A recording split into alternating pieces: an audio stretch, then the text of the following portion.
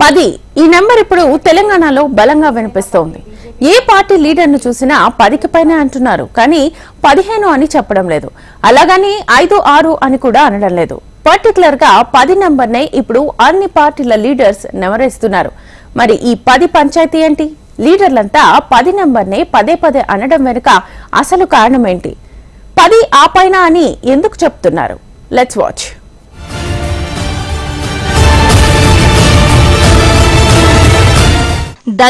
ఇప్పుడు తెలంగాణలోని 3 ప్రధాన పార్టీలు పదే పదే పలుకుతున్న సంఖ్య. సార్వత్రిక ఎన్నికల వేళ తెలంగాణలో ఉన్న 17 పార్లమెంటు స్థానాలకు గాను 10 సీట్లు తమ ఖాతాలో వేసుకుంటామని రాష్ట్రంలో అధికారంలో ఉన్న కాంగ్రెస్, దేశంలో అధికారంలో ఉన్న బీజేపీ పార్టీల నేతలు బలంగా చెబుతున్నారు. మొన్నటి వరకు రాష్ట్రంలో అధికారంలో ఉన్న బీఆర్ఎస్ పార్టీ లీడర్లు కూడా తమకు 10 సీట్లకు పైగా కట్టబెట్టాలని ప్రజలను కోరుతున్నారు.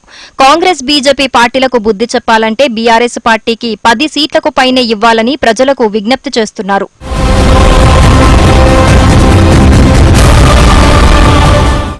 ఉన్న 17 సీట్లకు గాను మెజార్టీ సీట్లు అంటే 10కి పైగా సీట్లు వస్తేనే రాష్ట్రంలో తాము బలంగా ఉన్నట్లు చాటి చెప్పినట్లవుతుందని 3 పార్టీల ముఖ్య నేతలు భావిస్తున్నారు. దీంతో అదే పనిగా 10 సీట్లు అంటూ ప్రచారం చేస్తున్నారు. ఇటు రాష్ట్రంలో అధికారంలో ఉన్న కాంగ్రెస్ పార్టీ లీడర్లు కానీ, అటు సెంట్రల్లో చక్రం తిప్పుతున్న బీజేపీ లీడర్లు గానీ పార్లమెంటు ఎన్నికల్లో తెలంగాణలో క్లీన్ స్వీప్ చేస్తామన్న ధీమాను వ్యక్తం చేయటం లేదు. 10కి పైన అంటున్నారు కానీ 16 సీట్లలో విజయం సాధిస్తామని అస్సలు చెప్పటం లేదు. ఇటు బీఆర్ఎస్ లీడర్లు మెజార్టీ సీట్లలో విజయం సాధించేలా దీవించండి అంటూ ప్రజలను కోరుతున్నారే గాని ఖచ్చితంగా సీట్లన్నీ మేమే గెలుస్తామని చెప్పిన దాఖలాలు కనిపించటం లేదు.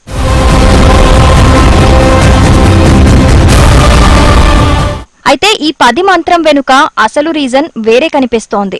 ఇటు కాంగ్రెస్ కానీ, అటు బీజేపీ కానీ తెలంగాణలో మొత్తం సీట్లు గెలుచుకునే పరిస్థితి లేదని పలు సర్వేల ఫలితాలు వెల్లడిస్తున్నాయి. ఇటు బీఆర్ఎస్ ఎన్ని సీట్లు గెలుస్తుందంటే చెప్పటం కష్టమేనని విశ్లేషకులంటున్నారు. రాష్ట్ర వ్యాప్తంగా కొన్ని స్థానాల్లో కాంగ్రెస్ బలంగా ఉంటే మరికొన్ని స్థానాల్లో బీజేపీ లీడర్లకు పట్టుంది. దీంతో కాంగ్రెస్, బీజేపీల మధ్య పార్లమెంటు ఎన్నికలు హోరాహోరీగా సాగనున్నాయని తెలుస్తోంది. ఈ 2 పార్టీలకు బీఆర్ఎస్ ఏ మేరకు పోటీ ఇస్తుందంటే చెప్పటం కష్టమేనని అనలిస్టులు చెబుతున్నారు.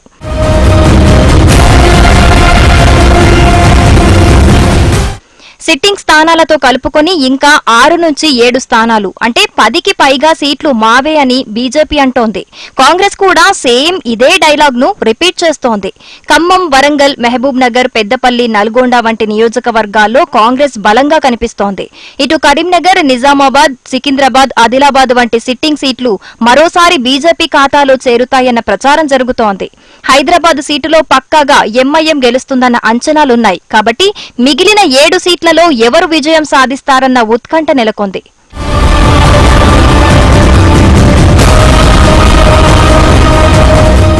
మల్కాజ్గిరి కాంగ్రెస్ సిట్టింగ్ సీటు కావటం, బీజేపీ నుంచి ఈటెల రాజేందర్ పోటీ చేస్తూ ఉండటంతో ఇక్కడ గట్టి పోటీ ఉంటుందన్న అంచనాలున్నాయి.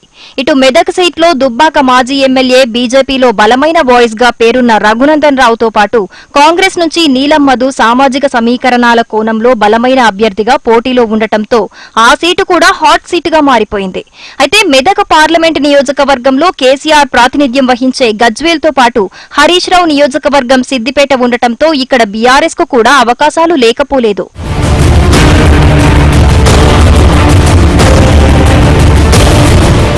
ఇక బీఆర్ఎస్ సిట్టింగ్ సీటు సెంటిమెంట్ సీటుగా భావించే చేవెళ్లలో బీజేపీ నుంచి కొండా విశ్వేశ్వరరెడ్డి పోటీ చేస్తూ ఉండటంతో ఈ సీటు బీజేపీ లిస్టులో చేరుతుందా లేక కాంగ్రెస్ బీఆర్ఎస్ ఖాతాలోకి వెళ్తుందా అని పొలిటికల్ అనలిస్టులు లెక్కలు వేస్తున్నారు.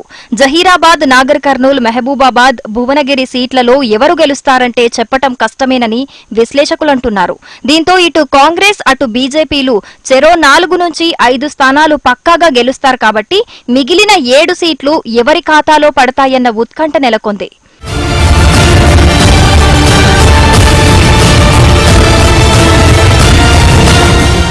అందుకే ఈ 7 సీట్లు కలుపుకొని కాస్త అటు ఇటుగా 10కి పైనే సీట్లు గెలుస్తామంటూ ప్రధాన పార్టీల నాయకులు పదే పదే చెబుతున్నారు. ఉన్న 17 సీట్లలో 10కి పైనే సీట్లు ఒకే పార్టీకి వస్తాయా అంటే డౌటే అన్న సమాధానాలు క్షేత్రస్థాయి నుంచి వినిపిస్తున్నాయి.